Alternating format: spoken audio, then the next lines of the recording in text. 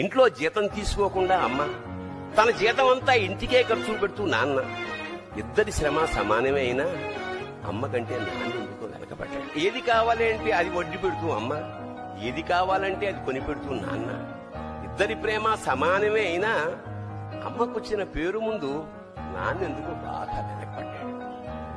ఫోన్లోనూ అమ్మ పేరే, దెబ్బ తగిలినప్పుడు అమ్మా అని పిలవడే, అవసరం వచ్చినప్పుడు తప్ప మిగతా అప్పుడు గుర్తురానందుకు నాన్న ఎప్పుడైనా బాధపడ్డా? ఏమో. ఇద్దరూ సమానమే అయినా పిల్లల ప్రేమను పొందడంలో తరతరాలుగా నాన్నెందుకో వెనకబడ్డాడు. అమ్మకి మాకు బీరువా నిండా రంగురంగుల చీరలు బట్టలు, నాన్న బట్టలకు దండెం కూడా నిండదు. తనని తాను పట్టించుకోవడం రాని నాన్న